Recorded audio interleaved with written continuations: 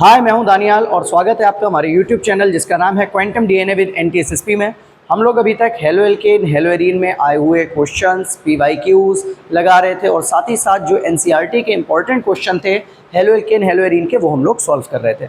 अगर आप ध्यान से देखें तो ये एक क्वेश्चन है halo alkane hello arene NCERT question 6.14, और अगर आपने पुराना सिलेबस देखा हुआ है तो उसके अकॉर्डिंग 10.14 पर ये चैप्टर में ये क्वेश्चन हम लोग का था। Write the structure of major organic product each of the following reactions. नीचे कुछ हम लोग को रिएक्शंस दे रखी हैं, उन रिएक्शंस में कौन कौन से प्रोडक्ट बन सकते हैं वो हम लोग को बनाने हैं। अगर आप 12th क्लास के स्टूडेंट हैं तो ये एनसीईआरटी आपके पास होगी ही, ठीक है। तो एनसीईआरटी को खोल लीजिए और एनसीईआरटी न्यू वाली जो एनसीईआरटी है उसमें पेज नंबर 190 पर आपको क्वेश्चन मिल जाएगा 6.14। और ये क्वेश्चन कई एक बार एग्जाम्स में आया है और इसके 8 पार्ट्स हैं, जिसमें से 2 या 3 पार्ट हर साल आते हैं। तो अभी ये वाला क्वेश्चन हम लोग लगाने वाले हैं 6.14 का। इसमें कह रहा है कि कुछ स्ट्रक्चर आपको दिए हैं जिनके मेजर ऑर्गेनिक प्रोडक्ट, क्या क्या प्रोडक्ट बन सकते हैं इन रिएक्शन से, वो आपको फॉलोइंग रिएक्शंस के अंदर बनाने हैं। चलिए देखते हैं, हम लोग 1 बाय 1 करके एक एक रिएक्शन को लिखेंगे और फिर देखेंगे उसमें क्या प्रोडक्ट बन रहा है। सबसे पहला हमें जो रिएक्शन दे रखी है फर्स्ट पार्ट में, उसमें बोला है CH3 CH2 CH2 Cl, और इसको रिएक्शन करा दिया है सोडियम आयोडाइड से, और ऊपर कह रहे हैं एसीटोन लिया है और प्लस इन्होंने हीट किया है। आइए, इस टाइप की एक इक्वेशन इन्होंने दे रखी है। बहुत आसान रिएक्शन है, ऐसी अगर रिएक्शन कोई एग्जाम में आती है तो बहुत आराम से हो सकती है। जल्दी से बताइए क्या बन जाएगा। रिएक्शन को अगर ध्यान से देखें हमें साफ साफ दिख रहा है ये कौन सी रिएक्शन, फिंकेल-स्टीन रिएक्शन है। पढ़िए आपने मेरे साथ, बहुत बार इसकी बात भी करी है। फिंकेल-स्टीन रिएक्शन में ही आयोडीन का यूज होता है, और आयोडीन जो भी पुराना हैलोजन लगा होता है उसको रिप्लेस कर देता है। ये रिएक्शन एसीटोन की प्रेजेंस में होती है। तो जैसे ही ये रिएक्शन होगी तो इसमें जो मेजर प्रोडक्ट होगा, आयोडीन रिप्लेस कर देगा क्लोरीन को, तो यहाँ पर ये सोडियम के साथ क्लोरीन रिलीज हो जाएगा, और जो हमारा प्रोडक्ट बचेगा वो कौन सा प्रोडक्ट बचेगा हमारे पास, CH3 single bond CH2 single bond CH2, और यहाँ क्लोरीन की जगह पर क्या हो जाएगा, आयोडीन। अब अगर आप इसका नेम देखें, नॉमेनक्लेचर कर दें, इसका नेम अगर आप रखें तो इसका क्या हो जाएगा, ये हमारा फर्स्ट कार्बन, ये सेकेंड कार्बन, ये हमारा थर्ड कार्बन हो जाएगा। फर्स्ट कार्बन के ऊपर हमारे साथ क्या लगी है, आयोडीन लगी है, तो इसका नाम हो जाएगा आइडो। 1 2 3 कार्बन के लिए क्या हो जाता है, प्रोपेन। कौन सा कंपाउंड बन गया ये, आइडो प्रोपेन। तो 1 नंबर के लिए ये आपको बहुत आराम से इस टाइप की रिएक्शन मिलेगी। नेक्स्ट रिएक्शन देखिएगा इसी क्वेश्चन में, एनसीईआरटी को खोलकर साथ में बैठेंगे तो आपको ज्यादा समझ में आएगा। दूसरा क्वेश्चन देखिए, सेकंड पार्ट इसी क्वेश्चन का। सेकंड पार्ट में कह रहा है CH3, बहुत अच्छा पार्ट है ये, CH3 का होल ऑफ थ्राइस, फिर कार्बन है और फिर Br है। ये स्ट्रक्चर इन्होंने दिया और इस स्ट्रक्चर के साथ इन्होंने बोला है कि इसको रिएक्शन करा दिया गया किसके साथ, KOH के साथ में। इस रिएक्शन को लिया, इस स्ट्रक्चर को लिया और KOH के साथ रिएक्शन करा दी, और कह रहे हैं प्रेजेंस है इथेनॉल की। किसकी प्रेजेंस है, इथेनॉल की प्रेजेंस है। अब यहाँ पर हम लोग समझ सकते हैं इथेनॉल की प्रेजेंस कहने का मतलब कह रहा है ये KOH जो है ये एल्कोहलिक है, और इथेनॉल की प्रेजेंस में इन्होंने क्या कर दिया, हीट कर दिया। जब भी इस टाइप का क्वेश्चन आए तो क्वेश्चन को करने से पहले जो हमें रिएक्टेंट दे रखा है उस रिएक्टेंट को आप क्या करोगे, ओपन कर लोगे। ये जैसे यहाँ पर ये ग्रुप की फॉर्म में है, आप इसको ओपन कर लोगे। ये जो हमारा सेंट्रल कार्बन है, ये कार्बन हमने लिखा, इसके साथ 3 CH3 3 मिथाइल ग्रुप लगे हैं, तो 1 मिथाइल ग्रुप, दूसरा मिथाइल ग्रुप, और ये हमारा third methyl group. 3 methyl group लगे हैं और यहाँ पर लगा है ब्रोमीन। अब ये स्ट्रक्चर हमारा आसान हो गया, आसान नहीं बहुत आसान हो गया। अब जब इसको हम रिएक्शन कराएंगे किसके साथ में, एल्कोहलिक KOH के साथ में, क्योंकि यहाँ पर इन्होंने एक एल्कोहल लिया इथेनॉल, उसके साथ जब आप रिएक्शन कराएंगे तो सिंपल सा साफ साफ हमें दिख रहा है यहाँ से रिलीज हो जाएगा KBr। क्या रिलीज हो गया यहाँ से, पोटेशियम ब्रोमाइड, KBr यहाँ से निकल गया। यहाँ पर लिख देते हैं KBr निकल गया। प्लस अगर आप ध्यान से इसको देखो तो ये रिएक्शन कौन सी है, जहाँ पर एक हमारा हेलो एल्केन KOH से रिएक्शन करता है, ये रिएक्शन बीटा एलिमिनेशन होती है। कौन सी होती है ये, बीटा एलिमिनेशन, या इसी को हम लोग कहते हैं डिहाइड्रो हैलोजिनेशन रिएक्शन। तो डिहाइड्रोहेलोजिनेशन में जो हमारा एक हाइड्रोजन निकलता है और एक हेलोजन निकलता है। हेलोजन तो हम देख रहे हैं यहाँ से रिलीज हो रहा है। अब जो हाइड्रोजन रिलीज होगा वो बीटा कार्बन से होगा। बीटा कार्बन कौन है? ये कार्बन हमारा अल्फा। अब बीटा तो ये भी बीटा, ये भी बीटा, ये भी बीटा। किसी भी बीटा कार्बन से आप हाइड्रोजन को अगर यहाँ से निकालेंगे तो ये OH, इधर को अगर आपको थोड़ा सा ये ध्यान से देखें, ये OH सपोज करिए इसके एक हाइड्रोजन के साथ रिलीज हो जाएगा। अगर ये एक हाइड्रोजन के साथ रिलीज हो गया तो अगर हम यहाँ पर प्रोडक्ट देखें, क्या प्रोडक्ट बन रहा है हमारा? CH3 सिंगल बॉन्ड C, ऊपर से CH3 था, यहाँ से आपने एक हाइड्रोजन हटा दिया है तो ये हो गया हमारा CH2। नीचे कौन है? CH3, फिर सिंगल बॉन्ड, यहाँ पर हमारा कौन था? Br था। अब Br तो हमारा हट चुका है, तो इसका मतलब ये वाला बॉन्ड यहाँ पर ना लगकर ये बॉन्ड शिफ्ट हो जाएगा ऊपर, ये बॉन्ड शिफ्ट हो जाएगा ऊपर। जब ये बॉन्ड यहाँ से शिफ्ट होगा तो उसको भी हटाते हैं और ये बॉन्ड लग जाएगा कहाँ पे? यहाँ।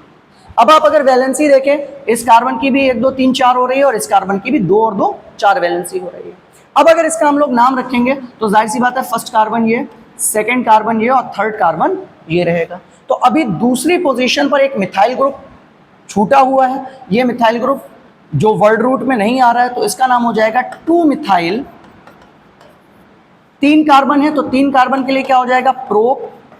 सब सिंगल बॉन्ड नहीं है, फर्स्ट कार्बन पर डबल बॉन्ड है तो क्या हो जाएगा? 1 1 इन लगाने की कोई खास जरूरत है नहीं। अगर आप नहीं भी दिखाते हो तब भी कोई दिक्कत नहीं। क्या आपको 2 पार्ट समझ में आ गए क्वेश्चन के? अगर अच्छे से समझ में आ गया स्क्रीनशॉट ले लिए इसका अगर लेना चाहें तो, वरना हम चलते हैं नेक्स्ट थर्ड पार्ट के ऊपर। आइए थर्ड पार्ट को देखिए। तीसरे पार्ट में हम लोग से कहा गया है CH3, बहुत आसान है ये भी, CH3 CH Br CH2 CH3 और इसके साथ में हमसे कहा है कि सोडियम हाइड्रोक्साइड NaOH से रिएक्शन करा दिए और प्रेजेंस में इन्होंने जो लिया है वो वाटर लिया है, मतलब हाइड्रोलिसिस करा रहे हैं। क्या इतनी बात समझ में आ गई? ध्यान से देख लीजिएगा, ये ब्रोमीन जो लगा है ये इस कार्बन के साथ अटैच होगा। जब आप इस कार्बन पे ब्रोमीन को अटैच करेंगे, सोडियम उस ब्रोमीन को क्या करेगा? रिमूव करवाएगा। तो ये आपके लिए होमवर्क है, प्रोडक्ट आप इसका बताइए और कमेंट बॉक्स में ज़रूर लिखकर बताएं कि इसका प्रोडक्ट क्या बना है। जल्दी से करिएगा और कर इसको बताइएगा। आइए नेक्स्ट क्वेश्चन देखते हैं। ये क्वेश्चन मैंने इस वजह से स्किप करा, बहुत बार इस टाइप के क्वेश्चन हम लोग लगा चुके हैं। अगला क्वेश्चन है CH3 CH2 Br plus KCl। Reaction हो गई, प्रेजेंस ले लिया आपने एक्वस इथेनॉल। कल राहुल भाई ने एक क्वेश्चन पूछा था कि सर एक वीडियो ऐसी बनाइए कि जिसमें हमें ये सारी चीज़ पता चल जाए कि जब भी हमें चेन को लॉन्ग करना है, किसी भी पीरियोडिक कार्बन की वर्ड रूट की चेन को बड़ा करना है तो क्या करेंगे, छोटा चेन को करना है तो क्या करेंगे, हमें कोई चीज़ रिप्लेस करनी है तो क्या करेंगे। तो राहुल भाई अगर ध्यान से देखो, यहाँ पर आपके कार्बन कितने हैं? 2।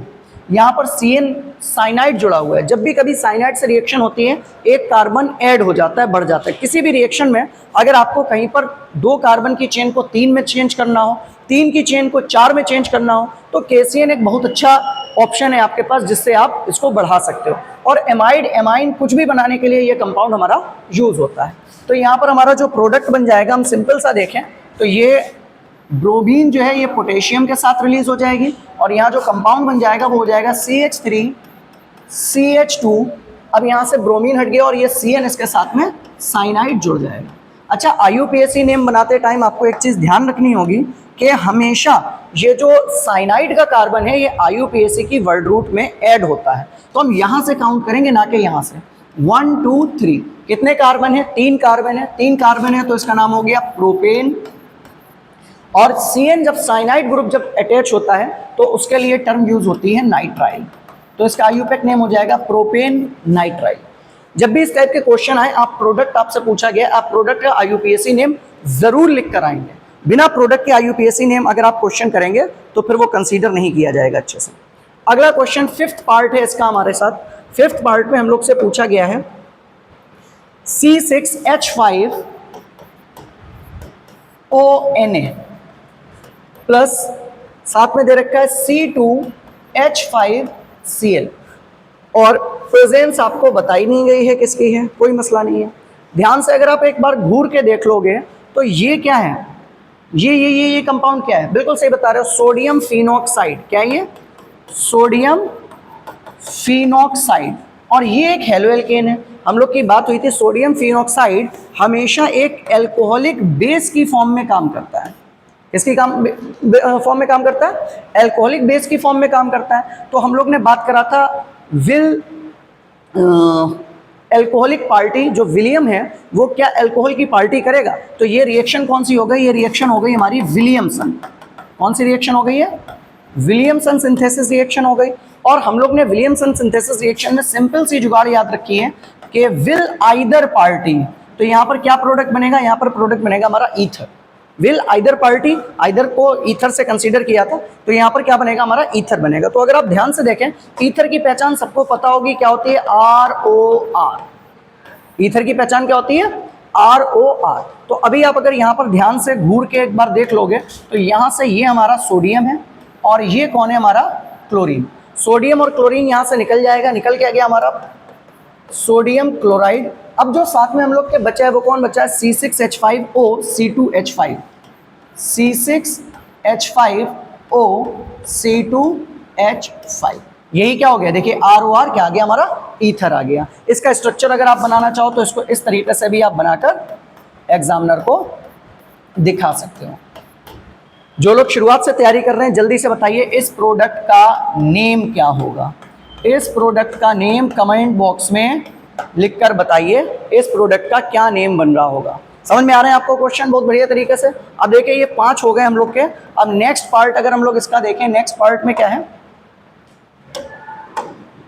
नेक्स्ट पार्ट जो हमारा 6th है उसमें हमसे पूछा गया है कि CH3CH2, एक हमें कंपाउंड दिया है CH3CH2 सिंगल बॉन्ड, फिर CH2 और OH, मतलब ये हमें दे रखा है प्रोपेनॉल, और प्रोपेनॉल को रिएक्शन करा दी है SOCl2 से, थायोनिल क्लोराइड से, और ऊपर इन्होंने रिएक्शन के ऊपर कोई भी चीज़ को नहीं दे रखा है। ध्यान से देख लो भाई, इतनी आसान रिएक्शन है और ये बहुत आराम से आपके एग्जाम्स में आती है। अगर हम लोग इसको थोड़ा सा ध्यान से देखें और यहाँ पर अगर मैं थोड़ा सा चेंज करूँ, थोड़ा सा चेंज, इस OH को यहाँ ना लगाकर अगर हम ऐसे नीचे दिखा दें, किसी को कोई दिक्कत नहीं होगी। अब अगर तुम ध्यान से देखोगे ये क्या बन जाएगा? ये क्या बन जाएगा भाई? साफ साफ दिख रहा है हम लोग का एक प्रोडक्ट बन गया जिसका नाम है सल्फर डाइऑक्साइड। अब जब यहाँ से ऑक्सीजन रिलीज हो रहा है तो ये हाइड्रोजन इसके एक क्लोरीन के साथ बॉन्ड बना लेगा और यहाँ से रिलीज हो जाएगा HCl। अब हमारे पास जो बचा है वो क्या बचा है? CH3 CH2 CH2 and Cl। तो वो प्रोडक्ट हमारा बन जाएगा CH3 CH2 CH2 Cl। अगर इसका आप IUPAC नेम रख दो, क्या नेम हो जाएगा इसका? जल्दी से बोलिए। ये फर्स्ट कार्बन, ये सेकंड कार्बन, ये हमारा थर्ड कार्बन। तो 3 कार्बन के लिए प्रोपेन और Cl के लिए क्या हो जाएगा? क्लोराइड। लेकिन क्लोरो वर्ड जो है वो प्रीफिक्स में लगता है, तो ये हो जाएगा क्लोरोप्रोपेन। ये आ गया इसका IUPAC नेम। नेक्स्ट देखिए, समझ में आ गया ये आपको क्वेश्चन? नेक्स्ट देखिए इसका 7th पार्ट। 7th पार्ट के अंदर कह रहा है CH3 CH2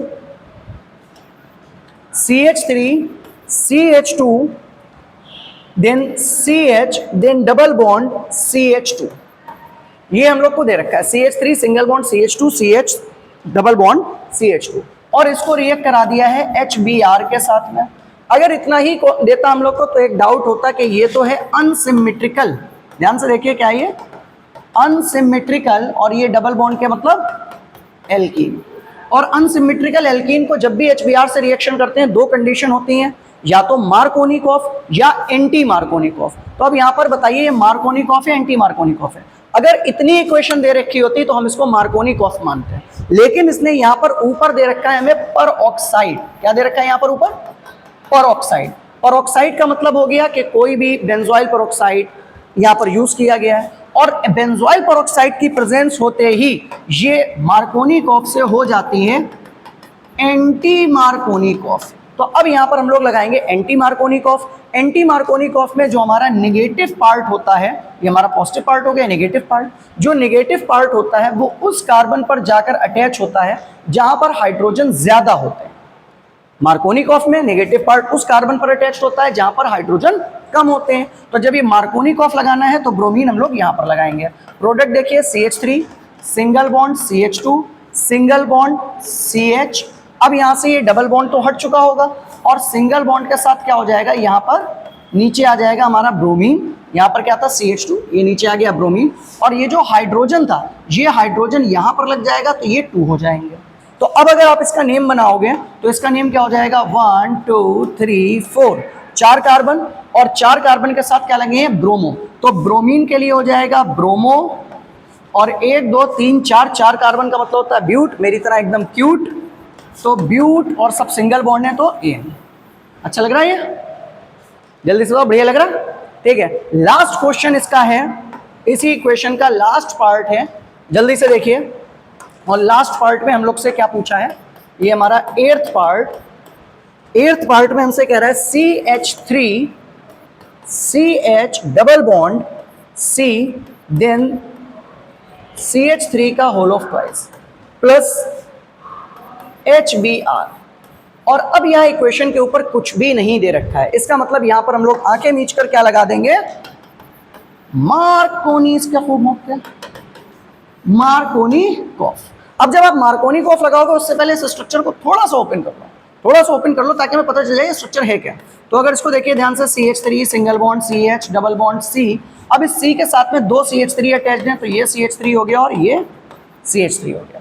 अब अगर आपका यहां पर हम लोग देखें जो हमारे डबल बॉन्ड वाले कार्बन हैं वो कौन कौन से हैं, डबल बॉन्ड वाले कार्बन हमारे ये हैं। अब इन कार्बन के साथ में एक के साथ में ब्रोमीन आएगा नेगेटिव वाला और एक के साथ में आएगा पॉजिटिव वाला। अभी हम लोग ने देखा कि एंटी मार्कोनी में नेगेटिव जिस कार्बन पर जाता है वहां पर हाइड्रोजन ज्यादा होते हैं, मार्कोनी में नेगेटिव उस कार्बन पर जाएगा जहां पर हाइड्रोजन कम है। तो हाइड्रोजन कम किसके साथ है, इस वाले के साथ कम है, तो नेगेटिव यहां पर आएगा। जल्दी से इस ब्रोमीन को यहां पर अटैच करेंगे, डबल बॉन्ड को सिंगल बॉन्ड में चेंज करेंगे, इस हाइड्रोजन को फिर यहां पर लगाएंगे और स्ट्रक्चर बनाएंगे। तो खुद बनाएंगे स्ट्रक्चर और खुद बनाएंगे आप प्रोडक्ट का नेम।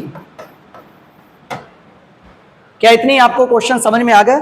तो कसम है आपको आपके क्लास 12 के एनसीईआरटी की, सारे क्वेश्चंस को लगाएंगे, 1-2 बार प्रैक्टिस करेंगे, इस टाइप से आने वाले सारे क्वेश्चंस आपके 100% सॉल्व होंगे। फिर तो सिंपल सा ध्यान रखना है, जब भी इस टाइप के क्वेश्चन आए पहले इक्वेशन को बना लो, सोच लो दिमाग में ये रिएक्शन हमने कहां पर पढ़ी है, किस पॉइंट पर ये रिएक्शन हम लोग ने पढ़ी है। उसके बाद में जब भी आप प्रोडक्ट बनाएं, प्रोडक्ट के ऊपर आप ये भी मेंशन करें कि कौन सी रिएक्शन है ये या किस टाइप की रिएक्शन। अगर आपको ये चीज पता है मेंशन करके आएंगे, क्योंकि एग्जामिनर को जितना अच्छे तरीके से आप परोसोगे आंसर, वो उतने बेहतरीन आपको नंबर देगा। नंबर देता नहीं है एग्जामिनर, नंबर निकलवाने पड़ते हैं। तो अगर आपको मार्क्स निकलवाने हैं एग्जामिनर से तो आपको इन सारी चीजों का ध्यान रखना होगा और अच्छे तरीके से पेपर को सॉल्व करना होगा। बाकी मिलेंगे एनसीईआरटी के नेक्स्ट क्वेश्चन में, तब तक के लिए गुड बाय।